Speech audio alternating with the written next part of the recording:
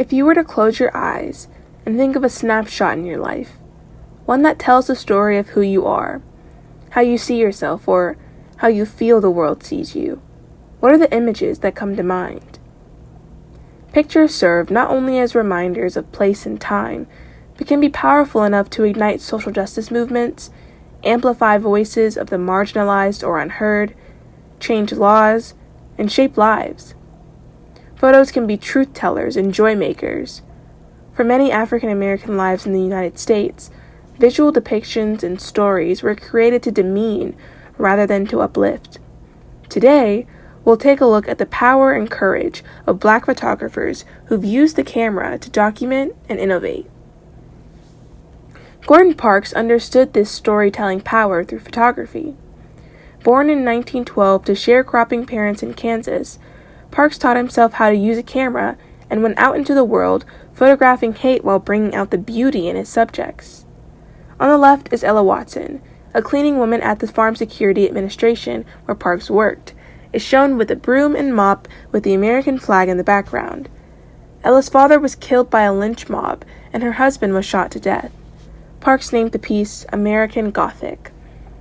While working as a fashion photographer for Life magazine, Parks captured a stylish Black woman and a young girl under the disgraceful colored entry sign, immortalizing the feelings of irony, dehumanization, and beauty in the face of injustice within the frame.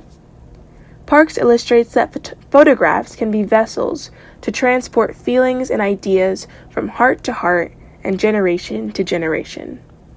A new HBO documentary was released this week and explores the idea of Black representation in the art world. 85% of artists in major American art museum collections are white, and then 1.2% are Black. The general public is not aware of the contributions African-American artists have made to American culture in general. David Driscoll, a professor of art at the University of Maryland, has organized this show called 2 Centuries of Black American Art. Had this Black art exhibition not been organized, many of the artists who are shown here never would have been seen. 2 Centuries of Black Art was the first major modern exhibition which brought the Black subject to the attention of the American public. It wasn't an exhibition that was supposed to do everything for everybody. David Driscoll helped move us forward during a time where we were still fighting for space in museums. It's not always about being appreciated. Sometimes it's about being reviled. I did what I wanted to do and paid the price. I'll just stay out till I get in. Whenever you make work, it ought to be about something, and it ought to be about something that mattered. To be the first African-American painter to paint the first African-American president is absolutely overwhelming. We're part of a continued renaissance. It's been happening. There have always been Black curators. There have always been Black artists. They just perhaps have not been part of the mainstream.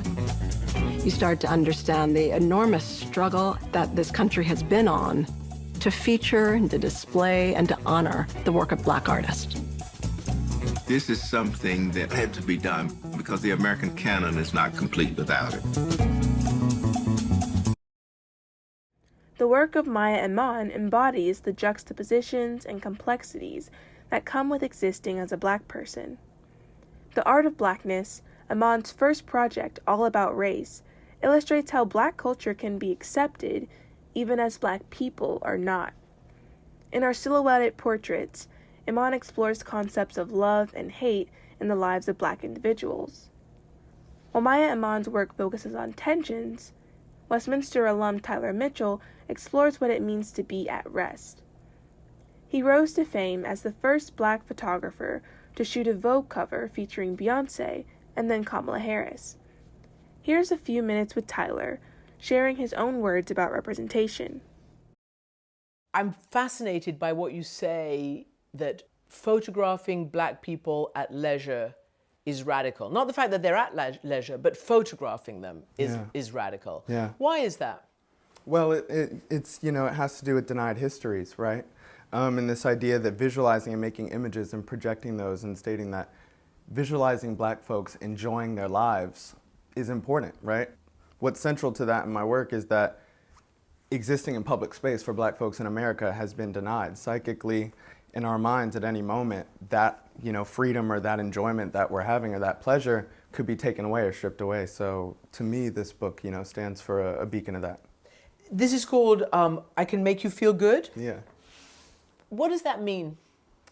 Simply, who are you saying it to?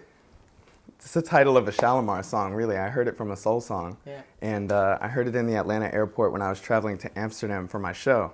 And I thought, that's the title. I love this idea of it being a really simple, unacademic statement about feeling good, about optimism, but it also has a gut punch. It's very direct. It's from me to you, from the photographer to the viewer. So. And in your opening statement here, you have some pretty, pointed and poignant messages. So I'm going to read a little bit from the statement. I often think about what white fun looks like and this notion that black people can't have the same. My work comes from a place of wanting to push back against this lack. I feel an urgency to create a body of images where black people are visualized as free, expressive, effortless, and sensitive. I feel like you're trying to correct a balance. Maybe. An imbalance. Maybe. I'm mainly trying to create like a self-contained utopia, a self-contained world. And yeah, it was about bringing my own autobiographical experience to my instinctive response to those images, so.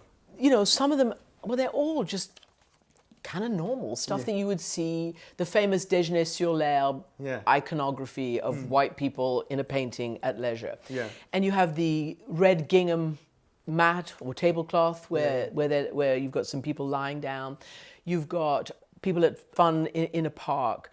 What are they saying to you, those particular pictures? I think about people like Kerry James Marshall, who's been making amazing work for years about the black experience. I think about what he said when he was trying to bring together with his vignette paintings, Rococo paintings, right? Flowery or kind of over the top, just luxurious enjoyments of life, right? Scenes, Rococo paintings were essentially frivolous. They were all about frivolity, and I love that he was trying to bring together that with some of the social kind of or political feelings and statements that he wanted to kind of unify in one painting. So I think these pictures kind of respond to that. While Tyler Mitchell captures black pleasure, Mark Clennon captures black voice. His work aims to humanize black people through a lens of activism and beauty, featuring facial expressions, tonal shifts in light, and a bold use of color. Clennon's work preserves the story of the individual when the right to a story, to a voice, can be otherwise denied. Our next segment we call The Pick, and here we're interested in what makes a photograph a good editorial choice among lots of options. This photo is a self-portrait by photographer Mark Clennon. It was taken June 4th at a racial justice rally in Cadman Plaza Park in downtown Brooklyn. Terrence Floyd, the brother of George Floyd, was the featured speaker. This image appeared in a New Yorker photo feature highlighting Clennon's work on that day. This photo is just brilliant for the way that it is both visually distorting and also at the same time incredibly clarifying. Clennon has put himself in the middle of the frame, in the middle of a plea for Black lives. And by turning the mirror and the lens essentially on himself, he's inviting us to think about the space between the photographer and those being photographed, and also between himself as a Black man and the rest of the crowd, which, although I think it was pretty diverse at the march overall, this image shows what looks to be a majority of people who are white.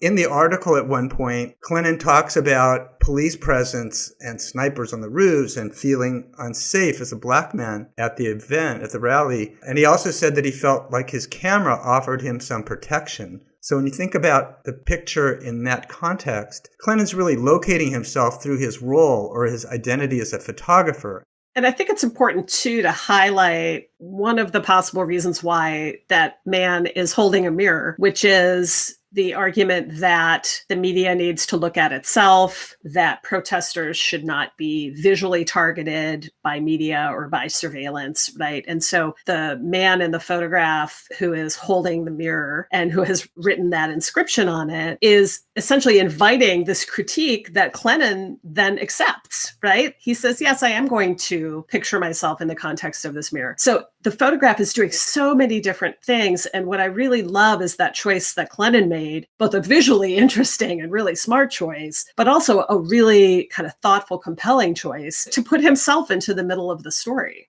The text in the mirror says, an attack against one of us is an attack against all. Stop Black slaughter. And then when you see yourself in that mirror against those words, what it does is it ascribes complicity and also accountability. So I think when a white person shows up and sees their self in an image like that, it works a much different way.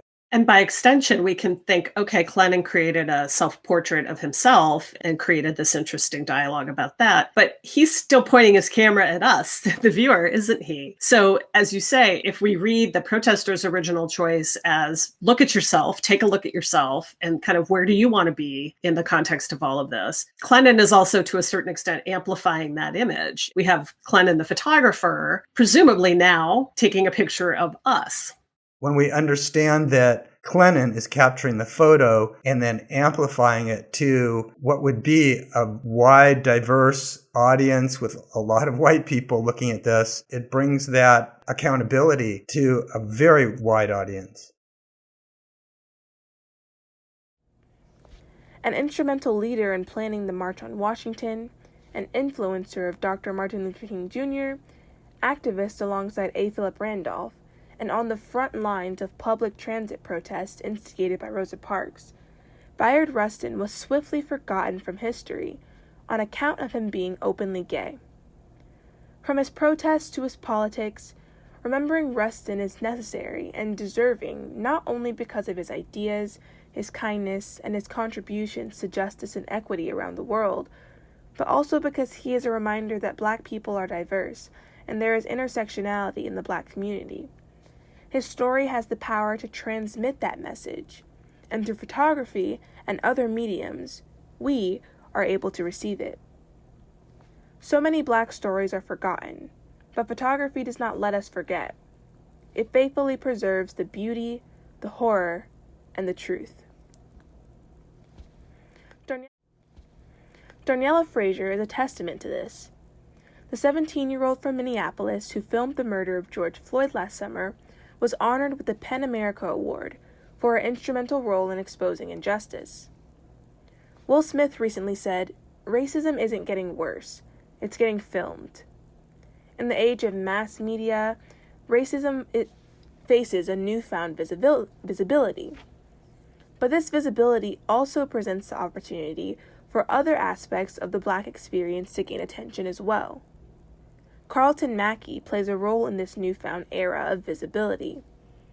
As the Director of Ethics and the Arts program at Emory University and the Associate Director of the D. Abbott Turner Program in Ethics and Survey Leadership at Emory University Center for Ethics, Mackey uses his platform to showcase Black joy.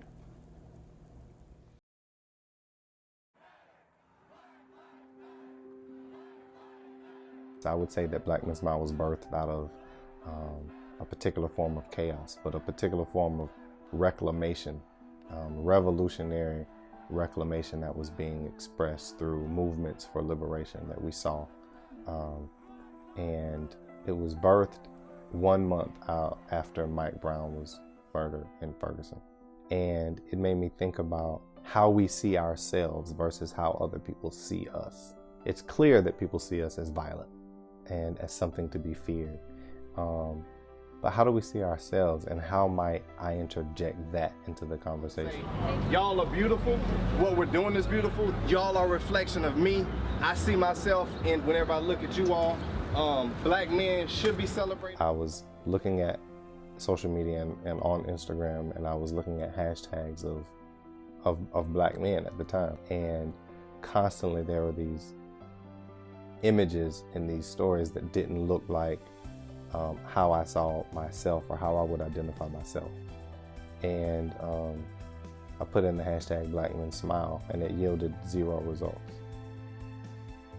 I was at a TED Talk, TEDx Buckhead, and I was wearing a shirt that had Black Men Smile on it. A gentleman came up to me that recognized the brand and was like, "Man, I really want to thank you for what you've done in creating Black Men Smile. It was like, I realized, and I went back and I looked at photos, and I realized that I don't smile in a lot of my photos. But that's not the important point. The important point was that he didn't want his son to look at photos and just constantly see this image of a man that didn't have a spectrum of modes of being. And he was like, that doesn't make sense to me. Like, our relationship is so much more than that. Why will it be that if I'm dead and gone and he's looking at all these images, do I want him to be like, was my dad not happy to be my dad? That's point one, and he wanted to change that. And then he realized that once he tried to smile, he realized that if not making it a conscious act, he realized, in his words, he didn't know how to smile. I want Black people to know that there is a truth that is ours outside of the truth that we've been told and that we've bought. And from that place is where our liberation will begin, and where our ultimate freedom will emerge. If claimed from that place, it can never be taken.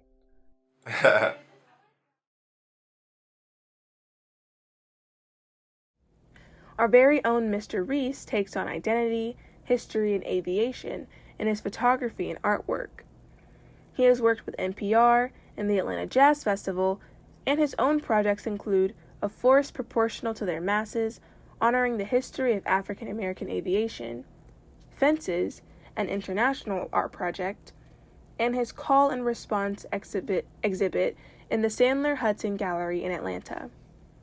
His work can be seen in collections throughout the city, such as the High Museum, Clark Atlanta University, and the Hartsfield-Jackson International Airport.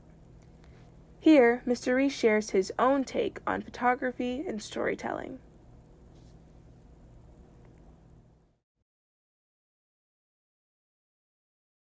I really love photography, and there's so many reasons why I love photography. One of the reasons I love photography is that it helps me remember. I can think back to when I was 2, 3, 4 years old, like most people. Your parents took pictures of you, and you have no memory of that, but you can go back to a photograph and say, oh, that did happen. It's amazing in documenting the moment. Another reason that I love photography is that it requires you to really be present. It requires you to be in the present moment. So if you have a subject matter in front of you, whether it's a person, a landscape, a flower, whatever it is that you're photographing, it really requires you to be there with that thing, or that person, if you're going to make a really good photograph. And I think that's also a wonderful metaphor for life. Like, if you are, being present, that is so valuable to really get the most out of life. Another reason that I love photography is just the process of looking at the world in a way where you're looking at all of what's going on and then focusing in on that rectangle through your viewfinder and saying, that thing is important, this scene is important, this person is important, all this other stuff I'm going to block out, like understanding the signal to noise ratio. Like, I love painting, but the painter thinks very differently. A painter's looking at a blank canvas and saying, like, what can I add to this blank canvas? And a photographer thinks the opposite, where they're looking at all the world and saying, like, what can I take out? And just focus in on and understand what is essential. Again, that's another, I think, wonderful metaphor for life, that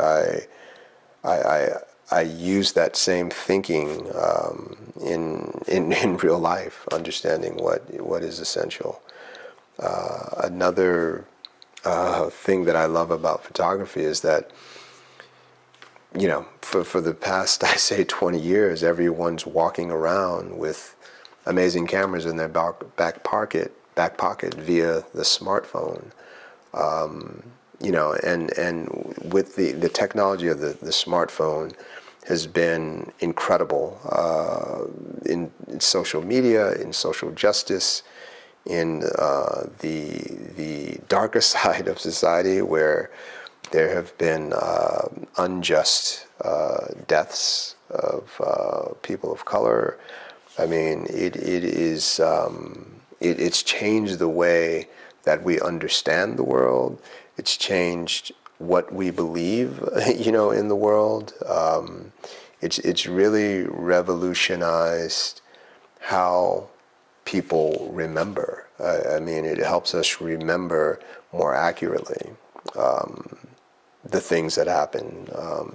It's almost like, you know, since the invention of photography, we're getting closer to the truth and history being one thing. Because before the written word and before photography, it's always been arguable that history and the truth are two separate things. And so with photography, we're getting closer to that goal of it being one thing. Those are just some of the reasons why I love photography. As Carlton Mackey of Black Men Smile says, it is about defying gravity, as our ancestors have always done, and leaving a legacy so that generations after us may do the same.